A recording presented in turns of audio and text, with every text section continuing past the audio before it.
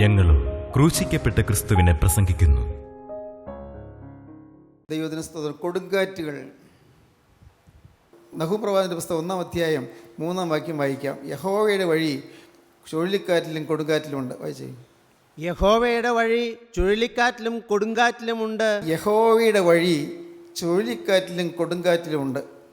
കൊടുങ്കാറ്റ് ജീവിതത്തിൽ എവിടെയെല്ലാം എങ്ങനെയെല്ലാം വന്നെങ്കിലും അതിൽ കൂടിയെല്ലാം ദൈവത്തിൻ്റെ വഴി നമുക്ക് കാണാൻ സാധിക്കും. ഇപ്പോൾ ഈ അടുത്ത സമയത്തൊക്കെ നമ്മുടെ നാടുകളിൽ പലയിടത്തും കൊടുങ്കാറ്റുണ്ടായി, ചുഴലിക്കാറ്റുണ്ടായി. ആ ചുഴലിക്കാറ്റ് കൊണ്ട് എത്ര വലിയ നഷ്ടങ്ങളാണ് വന്നത്. അനേകർക്ക് നഷ്ടങ്ങൾ വന്നു, വലിയ കെടുതികൾ വന്നു. അനേകം റബ്ബറുകൾ മറിഞ്ഞുപോയി, ജാതി മരങ്ങൾ മറിഞ്ഞുപോയി, വാഴത്തോട്ടങ്ങൾ നശിച്ചുപോയി, ഒരുപാട് കെടുതികൾ വന്നു. വൃക്ഷത്തലപ്പുകളെല്ലാം ഒടിഞ്ഞു വീണു, മരങ്ങൾ മറിഞ്ഞു വീണു, റോഡിൽ വാഹനം ഓടിക്കാൻ വയ്യാത്ത രീതിയിലായി തീർന്നു. ഇതെല്ലാം നമുക്ക് അറിയാവുന്ന കാര്യങ്ങളാണ്. എന്നാൽ ഇതുപോലെ തന്നെയോ അതിലപ്പുറമോ ഉള്ള കൊടുങ്കാറ്റുകളാണ് നാം പലരും ഇതൊന്നും ഇല്ലെങ്കിൽ തന്നെയും നേരിട്ടുകൊണ്ടിരിക്കുന്നത്. പ്രകടമായൊരു കൊടുങ്കാറ്റല്ല, നമ്മുടെ ജീവിതത്തിൽ മാനസികമായ കൊടുങ്കാറ്റുകൾ നാം നേരിട്ടുകൊണ്ടിരിക്കുകയാണ്. കൊടുങ്കാറ്റുകൾ, നമ്മെ ഉലയ്ക്കുന്നതായ കൊടുങ്കാറ്റുകൾ, നമ്മെ വലയ്ക്കുന്നതായ കൊടുങ്കാറ്റുകൾ, നമ്മെ നശിപ്പിക്കുന്നതായ കൊടുങ്കാറ്റുകൾ, നമ്മുടെ ജീവിതം ആകെ ശൂന്യമാക്കി പോകുന്നതായ കൊടുങ്കാറ്റുകൾ ധാരാളം നാം പലരും നേരിട്ടുകൊണ്ടിരിക്കുകയാണ്. ചിലപ്പോൾ നമ്മുടെ ഏറ്റവും പ്രിയപ്പെട്ടവർ നമ്മൾ വിട്ട് പോയതായിരിക്കും ഒരു കൊടുങ്കാറ്റ്. ഏറ്റവും പ്രിയപ്പെട്ടവർ നനച്ചു ചെയ്യാതെ കടന്നു പോയതായിരിക്കും. ചിലപ്പോൾ വീട്ടിൽ കലഹമുണ്ടാക്കുന്ന സ്വഭാവമുള്ള കുഞ്ഞുങ്ങൾ, വീട്ടിൽ ക്ഷോഭമുണ്ടാക്കുകയും പ്രയാസമുണ്ടാക്കുകയും ചെയ്യുന്നതായ കുടുംബങ്ങൾ കൊടുങ്കാറ്റിൽപ്പെട്ട് ഉലയുകയായിരിക്കും. ചില ചെറുപ്പക്കാർ അശുദ്ധമായ ചിത്രങ്ങളുടെയും അശുദ്ധമായ വേഴ്ചകളുടെയും ഇടയിലേക്ക് നീങ്ങിപ്പോകുന്നത് ഒരു കൊടുങ്കാറ്റാണ്. ആ വ്യക്തി അറിയുന്നില്ല, പക്ഷേ ആ കുടുംബം നശിക്കുകയാണ്, അത് തകർന്നു പോവുകയാണ് കൊടുങ്കാറ്റ്. അതുപോലെ തന്നെയാണ് രോഗത്തിൻ്റെ കൊടുങ്കാറ്റ്. രോഗം, അനേകം രോഗങ്ങൾ, വ്യാധികൾ, ബാധകൾ നമുക്ക് വരുന്നു. ചില ശാപങ്ങൾ നമുക്ക് വരുന്നു. ഇതെല്ലാം കൊടുങ്കാറ്റുകളാണ്. തലമുറകളായി വിട്ടുപോകാത്ത ചില ശാപങ്ങൾ വരുന്നു. ദൈവത്തിന് സ്തോത്രം. ഓരോ ദിവസവും നാം കേൾക്കുന്ന പല വാർത്തകളും നമ്മുടെ കൂട്ടായ്മയിൽപ്പെട്ട പലരുടെയും ജീവിതത്തിൽ വരുന്നതായ കഷ്ടപ്പാടുകൾ, ദുരിതങ്ങൾ, രോഗങ്ങൾ, ഓപ്പറേഷൻസ്, ഇങ്ങനെയുള്ളതിലെല്ലാം വരുന്നതായ ദുർവിനകൾ, ആപത്തുകൾ, ഇതെല്ലാം കൊടുങ്കാറ്റുകളായി നാം നേരിട്ടുകൊണ്ടിരിക്കുകയാണ്. കടത്തിൽ മുങ്ങി വലയുന്നവരുടെ ജീവിതമാണ് ഏറ്റവും വലിയ കൊടുങ്കാറ്റിൽ ഇങ്ങനെ ആടി ഉലയുകയാണ്. ജീവിതം ആടി ഉലയുന്നു. അപ്പോൾ ഇത് ഈ ജീവിതം ഇനി നിലനിൽക്കുകയില്ലെന്ന് തോന്നത്തക്കവണ്ണം തന്നെ ആടി ഉലയുന്നു. ഇന്ന് കടം പെരുത്തു വരികയാണ്. നമ്മുടെ പഴയതുപോലുള്ളതായ സൗകര്യങ്ങളോ സംവിധാനങ്ങളോ ഇന്നില്ല. കാരണം ഇന്ന് റബ്ബർ വില ഇടിഞ്ഞുപോയി, പൈസ ഇല്ല. ഇന്ന് നമുക്ക് ഉപജീവനമാർഗത്തിനുള്ളതായ വഴികൾ അടഞ്ഞടഞ്ഞു വരുന്നു, പൈസ ഇല്ല. പലതരത്തിൽ കടം കൊണ്ട് ഇന്ന് അനേകർ നമ്മുടെ ഭൂമിയിലെ കടം കൊണ്ട് ചിട്ടി നടത്തി തകർന്നു പോയവരുണ്ട്. ചിട്ടിപ്പണം മുഴുവന് വിളിച്ചെടുത്തു, പിന്നെ ചിട്ടിപ്പണം അടയ്ക്കുന്നില്ല. അതുകൊണ്ട് തകർന്നുപോയ കുടുംബങ്ങളുണ്ട്, തകർന്നുപോയ വ്യക്തികളുണ്ട്. ഇന്ന് പല തരത്തിലുള്ളതായ കൊടുങ്കാറ്റുകൾ. നിങ്ങളുടെ ജീവിതത്തിലുള്ള കൊടുങ്കാറ്റ് ഏതായിരിക്കും? നിങ്ങൾക്ക് ചിന്തിച്ചാൽ അറിയാൻ പറ്റും. നിങ്ങളുടെ ജീവിതത്തിലെ കൊടുങ്കാറ്റ് ഒരുപക്ഷെ നിങ്ങളുടെ ഭർത്താവ് നിങ്ങളോട് സ്നേഹമില്ലാതെ പെരുമാറുന്നതായിരിക്കും, അല്ലെങ്കിൽ ഭാര്യ വല്ലാതെ കോപിക്കുന്നതായിരിക്കും, പരിഭവിക്കുന്നതായിരിക്കും, അതല്ലെങ്കിൽ മക്കൾ തോന്നിയതുപോലെ ജീവിക്കുന്നതായിരിക്കും, അവരുടെ ഇഷ്ടപ്രകാരം പോകുന്നതായിരിക്കും. ഇതെല്ലാം കൊടുങ്കാറ്റുകളാണ്. ഓരോ തരത്തിലുള്ള കൊടുങ്കാറ്റുകൾ ആകെ കൊടുങ്കാറ്റിൽ ആടി ഉലയുന്നു. ഞാൻ അതിനപ്പുറത്തേക്ക് സമൂഹത്തിലേക്ക് പോകുന്നില്ല. മനുഷ്യ വ്യക്തി ജീവിതത്തിലേക്കാണ് ഞാൻ വരലിടുന്നത്. സമൂഹത്തിൽ നോക്കിയാൽ കൊടുങ്കാറ്റാണല്ലോ. പള്ളികളിൽ കൊടുങ്കാറ്റ്, എന്തെല്ലാമാണ് നടക്കുന്നത്. കൊടുങ്കാറ്റുകൾ. ഇന്ന് സഭകൾ കൊടുങ്കാറ്റിലാണ്. സഭകൾ, വിശ്വാസം കൊടുങ്കാറ്റിലാണ്. ആടി ഉലയുന്നു ഈ കൊടുങ്കാറ്റുകളുടെ മധ്യത്തിൽ ഉറച്ചു നിൽക്കാൻ സാധിക്കണമെങ്കിൽ നമുക്ക് ഒരു ഉറപ്പേറിയ പില്ലർ വേണം, ഉറപ്പേറിയ തൂണ് വേണം. അതില്ലെങ്കിൽ നാം എല്ലാം ആടി ഉലയുകയുള്ളൂ. ഏതെല്ലാം തരത്തിലുള്ളതായ കൊടുങ്കാറ്റുകളാണ് നമുക്ക് വരുന്നത്. അതിൽ നിന്നെല്ലാം ഒന്ന് രക്ഷപ്പെട്ട് കിട്ടണമെങ്കിൽ കർത്താവായ യേശുക്രിസ്തുവിനെ മുറുകെ പിടിക്കണം. എങ്കിൽ മാത്രമേ രക്ഷയുള്ളൂ. യേശുക്രിസ്തുവിനെ മുറുകെ പിടിച്ചുകൊണ്ട് കർത്താവിനോട് വ്യക്തിപരമായി ഒരു സമർപ്പണം പറയണം. വ്യക്തിപരമായി ഓരോരുത്തരും, എൻ്റെ കർത്താവെ, ഇത്രയും കാലം ഞാനൊരു ഭോഷനായി ജീവിച്ചു പോയി, ഇത്രയും കാലം ഞാൻ പാപത്തിന് അടിമപ്പെട്ട് ജീവിച്ചു പോയി, എൻ്റെ കർത്താവ്, ഇത്രയും കാലം ഞാൻ എന്താണെന്ന് പോലും അറിയാതെ ഞാൻ എന്തിനോ വേണ്ടിയൊക്കെ ജീവിച്ചു പോയി. കർത്താവെ, എല്ലാം ഇവിടെ വെച്ച് തീർന്നു പോകുന്നതാണെന്ന് ഞാൻ അറിഞ്ഞില്ല കർത്താവെ, ഞാൻ ഓർത്തില്ല. കർത്താവെ, മരണത്തോടുകൂടി എല്ലാം എന്നെ വിട്ട് പിരിയുമെന്ന് ഞാൻ ഓർത്തില്ല. എൻ്റെ കർത്താവെ, മരണശേഷം എൻ്റെ പിന്നാലെ വരുന്നത് എൻ്റെ പാപങ്ങൾ മാത്രമാണെന്ന് ഞാൻ ഓർത്തില്ല. കർത്താവെ, ഇന്ന് ഞാനിതാ നിൻ്റെ തിരുമുമ്പാകെ ഞാൻ വന്ന് നിന്നോട് ഒരു വാക്ക് യാചിക്കുന്നു. കർത്താവെ, നാഥ, എൻ്റെ ജീവിതത്തിലെ കൊടുങ്കാറ്റുകളെ അമർച്ച വരുത്തുവാൻ നീ ശക്തനാണെന്ന് ഞാൻ വിശ്വസിക്കുന്നു. എൻ്റെ കടഭാരങ്ങൾ, എൻ്റെ ആകുലങ്ങൾ, എൻ്റെ ആകുലാദികൾ, എൻ്റെ രോഗങ്ങൾ, എൻ്റെ ശാപങ്ങൾ, എൻ്റെ ബന്ധനങ്ങൾ എല്ലാം മാറ്റുവാൻ നീ ശക്തനാണെന്ന് ഞാൻ വിശ്വസിക്കുന്നു. യേശുവേ, ഞാൻ നിന്നെ മുറുകെ പിടിക്കുന്നു. ദൈവത്തിന് സ്തോത്രം. ഇയ്യോബിൻ്റെ ജീവിതത്തിലെ കൊടുങ്കാറ്റുകളെയാണ് നാം ചിന്തിച്ചു വന്നത്. ഇയ്യോബിൻ്റെ ജീവിതത്തിലെ ആദ്യത്തെ കൊടുങ്കാറ്റ് it was a tempest of disasters, tempest of diseases, tempest of disasters. ആപത്തുകളുടെ കൊടുങ്കാറ്റ് ഇയ്യോബിന് വന്നു. അനേകം ആപത്തുകൾ, വലിയ നഷ്ടങ്ങൾ, കഷ്ടനഷ്ടങ്ങൾ. കൊടുങ്കാറ്റ് ഊതി ഇയ്യോബിനുള്ള സ്വത്തെല്ലാം നഷ്ടപ്പെട്ടു. മക്കളെ 10 പേര് മരിച്ചു. എന്തൊരു സങ്കടകരമായ അവസ്ഥയായിരുന്നു. വലിയൊരു യാതനയായിരുന്നു. കൊടുങ്കാറ്റായിരുന്നു. ദ ടെമ്പസ്റ്റ് ഓഫ് ഡിസാസ്റ്റേഴ്സ്, ആപത്തുകളുടെ കൊടുങ്കാറ്റ്, ദുരിതങ്ങളുടെ കൊടുങ്കാറ്റ്. സ്തോത്രം. അതുതന്നെ ഞാൻ വീണ്ടും പറയട്ടെ, നിങ്ങളുടെ പലരുടെയും ജീവിതത്തിൽ ആപത്തുകളുടെ കൊടുങ്കാറ്റിലോട്ട് ഉലയുന്നവരുണ്ട്. അകാല മരണം മൂലം വേദനിച്ച് കഴിയുന്നവരുണ്ട്. സ്വന്തപ്പെട്ടവർ അകാല മരണം കാലമാകുന്നതിന് മുമ്പ് മരിച്ചു പോകുന്നു. ചെറുപ്രായത്തിൽ തന്നെ മരിച്ചു പോകുന്നു. എന്ത് വലിയ കൊടുങ്കാറ്റാണത് പ്രിയപ്പെട്ടവരെ. അങ്ങനെ വിയോഗ ദുഃഖത്തിലിരിക്കുന്ന പലരും ഈ കൂട്ടായ്മയിൽ ഇപ്പോഴും ഉണ്ട്. ദൈവത്തിന് സ്തോത്രം. ദുഃഖത്തിൽ വലഞ്ഞുകൊണ്ടിരിക്കുന്നവരുണ്ട്. ജോലി നഷ്ടപ്പെട്ടതിൽ വിഷമിച്ചു പോകുന്നവരുണ്ട്. ഡിസാസ്റ്റേഴ്സ്, ആപത്തുകൾ, ദുരിതങ്ങൾ, യാതനകൾ. അതും അവിടെ കൊണ്ട് തീരുന്നില്ല. ഇയ്യോബിൻ്റെ ജീവിതത്തിൽ രണ്ടാമത്തെ കൊടുങ്കാറ്റ് നമുക്കറിയാം, ദ ടെമ്പസ്റ്റ് ഓഫ് ഡിസീസസ്, രോഗത്തിൻ്റെ കൊടുങ്കാറ്റ്. ഇയ്യോബിൻ്റെ പാദം മുതൽ നെറുകതല വരെയും വല്ലാത്ത പരുക്കളാൽ ഇയ്യോബിനെ ബാധിച്ചു. വല്ലാത്ത പരുക്കൾ. ദൈവത്തിന് സ്തോത്രം. വല്ലാത്ത പരുക്കൾ. അത് ശരീരത്തിൽ എവിടെയെങ്കിലും ആ ചൊറി ഇല്ലാതെ, ആ വ്രണമില്ലാതെ ഉള്ള ഭാഗം ഉണ്ടെങ്കിൽ അവിടെ വലിയ ചൊറിച്ചിലാണ്. അപ്പോൾ അതുകൊണ്ട് ഇയ്യോബ് ആ ചൊറിച്ചിൽ മാറ്റാൻ അവിടെ ഓട്ടിൻ കഷ്ണം കൊണ്ട് ശരീരത്തിൽ ചുരണ്ടിക്കൊണ്ടിരുന്നു. അത് സംഭവിച്ചത് അവിടെ ചുരണ്ടുമ്പോൾ തൊലി പോകും, അവിടെ വ്രണമാകും. അങ്ങനെ ആസകൽ വ്രണമായി ദുർഗന്ധം വമിച്ച് ഇയ്യോബിൻ്റെ അടുക്കലേക്ക് സ്വന്തം ഭാര്യയ്ക്ക് പോലും അടുത്തെല്ലാം പറ്റാത്ത വിധത്തിൽ ദുർഗന്ധമായിട്ടിരുന്ന ഒരവസ്ഥ ഇയ്യോബിന് വന്നുകൂടി. ഇയ്യോബിൻ്റെ പുസ്തകത്തിൽ കാണുന്ന ഒരു വലിയൊരു ദയനീയമായ രംഗമാണ്. സ്വന്തം ഭാര്യ പോലും നിഷേധിച്ചു. ഭാര്യ പോലും മൂക്ക് പൊത്തി പിടിച്ചുകൊണ്ട് പറഞ്ഞു, ദുർഗന്ധം വഹിക്കാൻ വയ്യാതെ പറഞ്ഞു, നിങ്ങൾ ഇനിയും ഭക്തി മുറുകെ പിടിച്ചുകൊണ്ടിരിക്കുകയാണോ? നിങ്ങൾ ദൈവത്തെ ത്യജിച്ച് കളയുക, എന്നിട്ട് മരിച്ചു കളയുക എന്ന് പറഞ്ഞു. അത് സഹിക്കാൻ വയ്യാത്തൊരു വാക്കായിരുന്നു. ദൈവത്തെ ത്യജിച്ച് കളയുക, മരിക്കുക, ആത്മഹത്യ ചെയ്യുക എന്നാണ് പറയുന്നത്. ഒരു ഭാര്യ അത് പറയാൻ പാടില്ലാത്തതാണ്. പക്ഷേ ഭാര്യ പറയാൻ പാടില്ലാത്തത് പറഞ്ഞു. അത് it was a tempest of diseases. അത് രോഗത്തിൻ്റെ ഒരു കൊടുങ്കാറ്റായിരുന്നു, രോഗങ്ങളുടെ കൊടുങ്കാറ്റ്.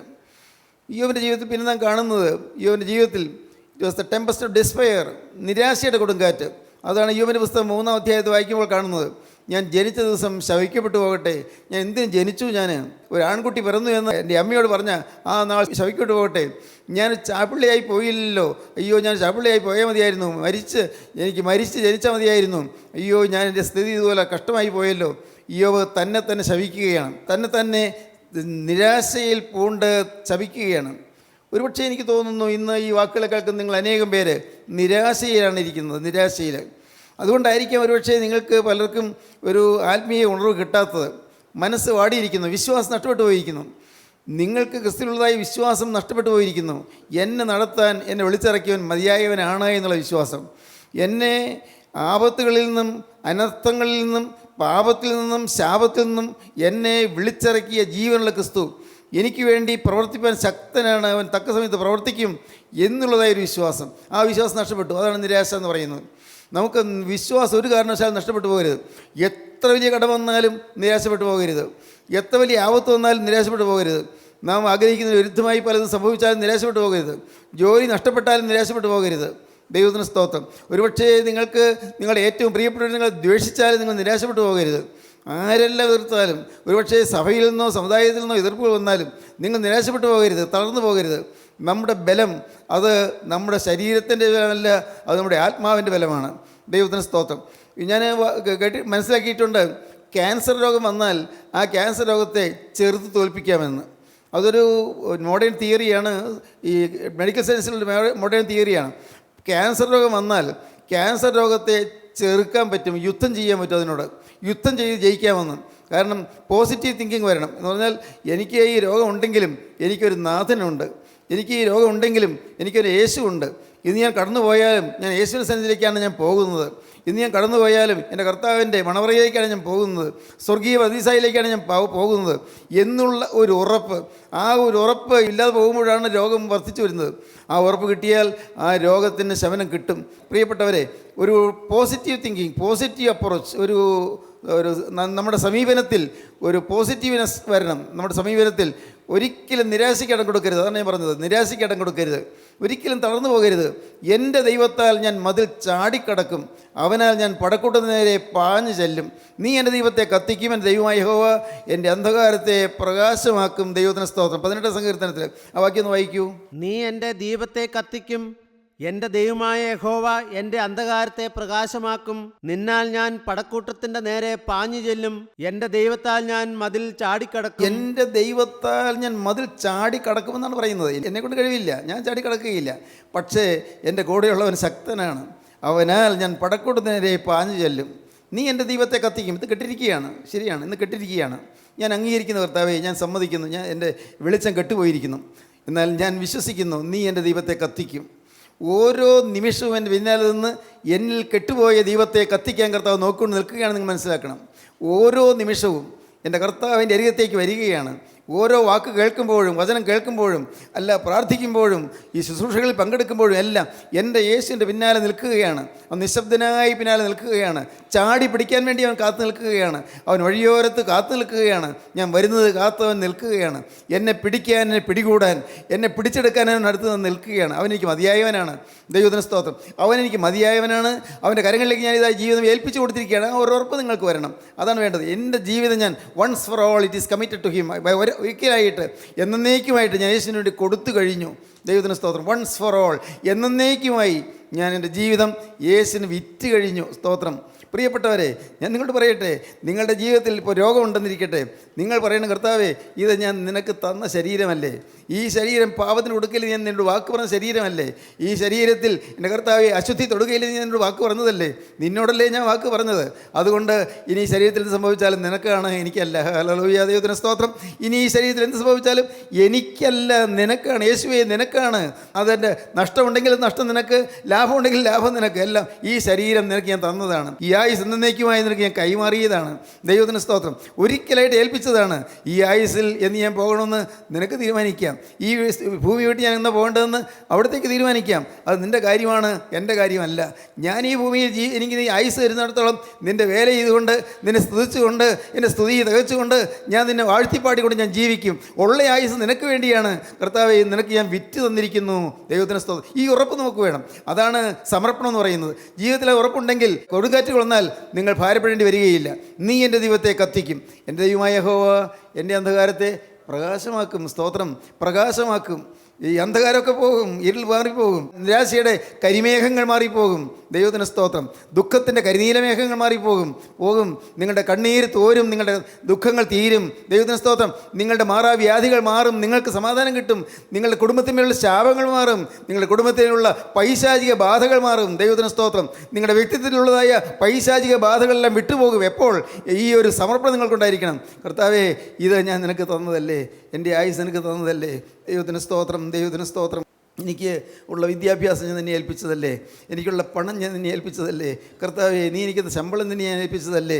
എൻ്റെ കർത്താവേ, ഞാൻ ദശാംശം എന്നല്ല കർത്താവേ പറയുന്നത്, ഞാൻ മുഴുവൻ നിൻ്റേതാണ്. 10% കർത്താവേ, എല്ലാം നിനക്ക് ഞാൻ തന്നിരിക്കുകയാണ്. കർത്താവേ, നിനക്ക് അറിയാമല്ലോ, എനിക്ക് ഇനി എന്തെങ്കിലും 10 രൂപ ഞാൻ ചിലവഴിക്കണമെങ്കിൽ നിൻ്റെ അനുവാദം ചോദിച്ചിട്ടേ ഞാൻ ചിലവഴിക്കുകയുള്ളൂ. എന്നെ ഒരു മാനേജരായിട്ട് നിയമിച്ചതേ ഉള്ളൂ.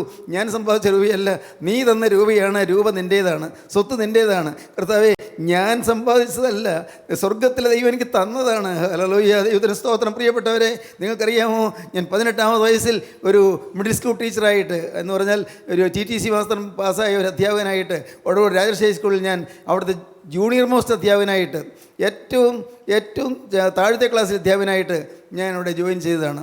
അത് 1985-ലാണ്. ദൈവത്തിന് സ്തോത്രം. പ്രിയപ്പെട്ടവരെ, കേൾക്കണമോ?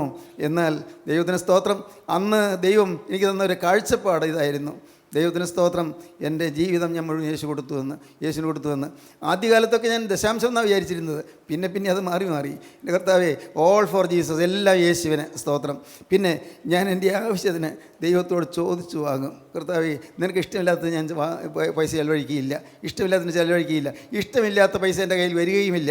ദൈവത്തിന് സ്തോത്രം. പ്രിയപ്പെട്ടവരെ, ജീവിതത്തിൽ ചില വ്യക്തമായ തീരുമാനങ്ങൾ നിങ്ങൾക്ക് വേണം, വ്യക്തമായ ചില ദൃഢനിശ്ചയങ്ങൾ നിങ്ങൾക്ക് വേണം.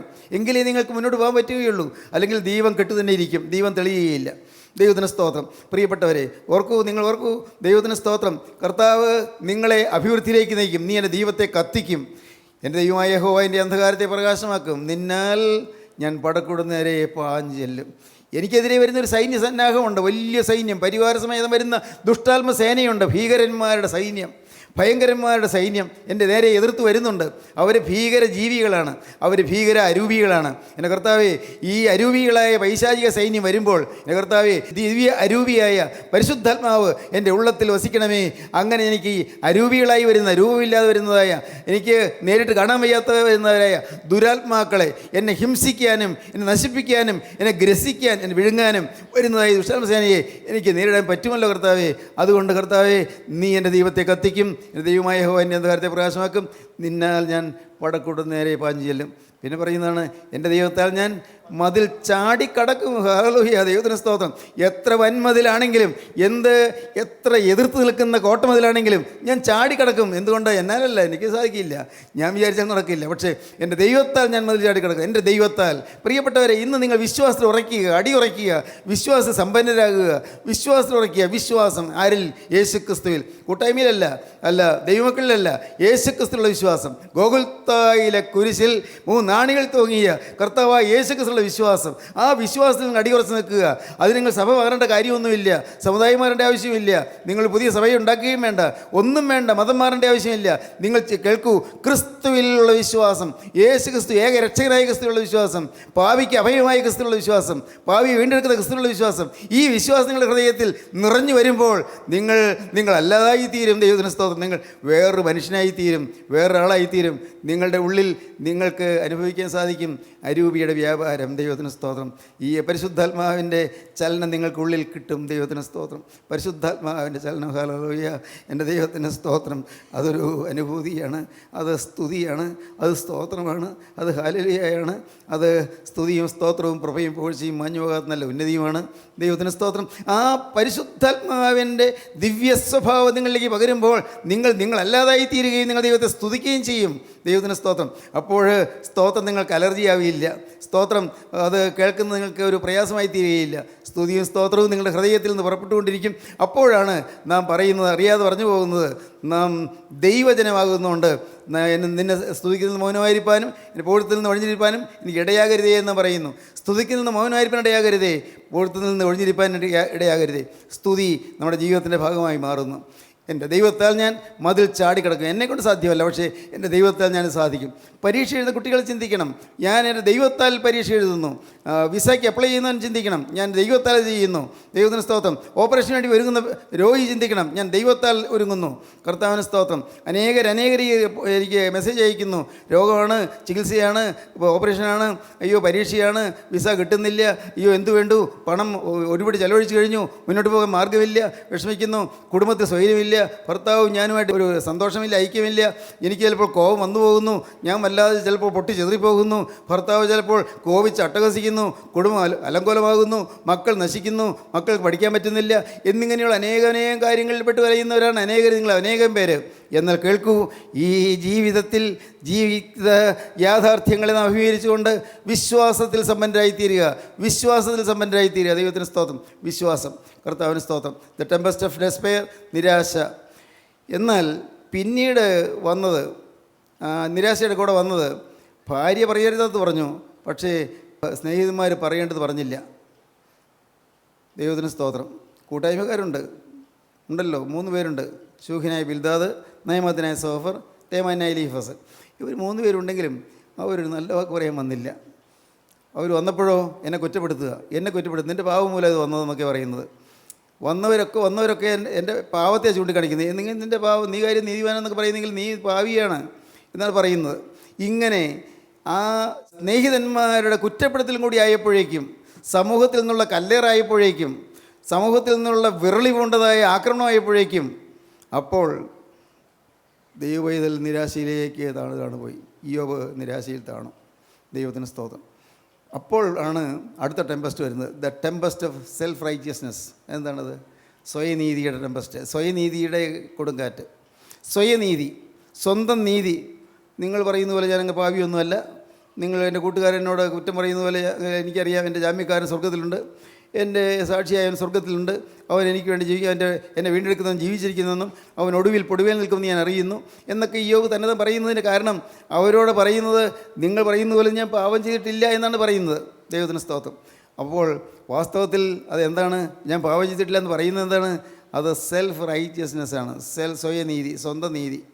ദൈവത്തിന് സ്തോത്രം. എനിക്ക് തോന്നുന്നു നിങ്ങൾ അനേകം പേര് സ്വന്തം നീതിയിൽ താണ് കിടക്കുകയാണ്. സ്വന്തം നീതിയിൽ ഞാൻ പ്രാർത്ഥിക്കുന്നുണ്ട്, ഞാൻ കൂട്ടായ്മയിൽ വരുന്നുണ്ട്, കഴിവുള്ളതിലൊക്കെ ഞാൻ കൂട്ടായ്മയുടെ കാര്യങ്ങളിലൊക്കെ ഞാൻ ശ്രദ്ധിക്കുന്നുണ്ട്, ഞാൻ അനേകരെ വിളിച്ച് അറിയിക്കുകയും മെസ്സേജ് കേൾപ്പിക്കുകയും ചെയ്യുന്നുണ്ട്, ഞാൻ പ്രാർത്ഥിക്കുന്നുണ്ട്, കൃത്യമായി പ്രാർത്ഥിക്കുന്നുണ്ട്, കൃത്യസമയത്ത് എഴുന്നേറ്റ് മെസ്സേജ് കേൾക്കുന്നുണ്ട്, 5:30-ക്കുള്ളതായ പവർഷൻ ചാനലിലെ മെസ്സേജ് ഞാൻ കേൾക്കുന്നുണ്ട്, ഉച്ചയ്ക്ക് 1:30-ക്കും ഞാൻ കേൾക്കുന്നുണ്ട്, രാത്രി 8:30-ക്കും കേൾക്കുന്നുണ്ട്. ഞാനിതൊക്കെ ചെയ്യുന്നുണ്ടല്ലോ, എനിക്ക് തന്നെ കുഴപ്പം? പ്രിയപ്പെട്ടവരെ, സെൽഫ് റൈറ്റിയസ്നെസ്. നമുക്ക് ഒരു സ്വന്തം നീതിയുണ്ട്, സ്വന്തം നീതി. നാം തന്നെ സ്വന്തം ഒരു നീതിയുടെ ഒരു വേലി കെട്ടി അതിനകത്ത് ഒതുങ്ങിയിരിക്കുകയാണ്. സ്വന്തം നീതി, അതിന് പുറത്തു വരാൻ സമ്മതമല്ല. കേൾക്കൂ, നിങ്ങൾക്ക് സ്വന്തമായൊരു നീതിയില്ല.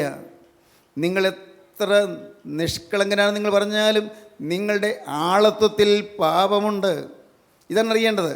നിങ്ങൾ ഒരുപക്ഷെ മദ്യപാനം ചെയ്യുന്നില്ല, വെരി ഗുഡ്, നല്ലത്. നിങ്ങൾ ഒരുപക്ഷെ വൃത്തികെട്ട ജീവിതം നയിക്കുന്നില്ല, വളരെ നല്ലത്. നിങ്ങളാരുടെയും അപഹരിക്കുന്നില്ല, തീർച്ചയായും നല്ലത്.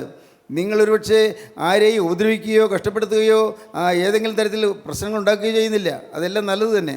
പക്ഷേ പ്രിയപ്പെട്ടവരെ, ഇതെല്ലാം ചെയ്യാതിരിക്കുമ്പോൾ, പാപങ്ങൾ ചെയ്യാതിരിക്കുമ്പോഴും പ്രവൃത്തിയിൽ വരാതിരിക്കുമ്പോഴും നിങ്ങളുടെ ഹൃദയത്തിൽ ഞാൻ നീതിമാൻ എന്നുള്ള ഒരു സ്വന്തം ചിന്തയുണ്ട്. ഞാൻ നീതിമാൻ, പേടിക്കാനൊന്നുമില്ല.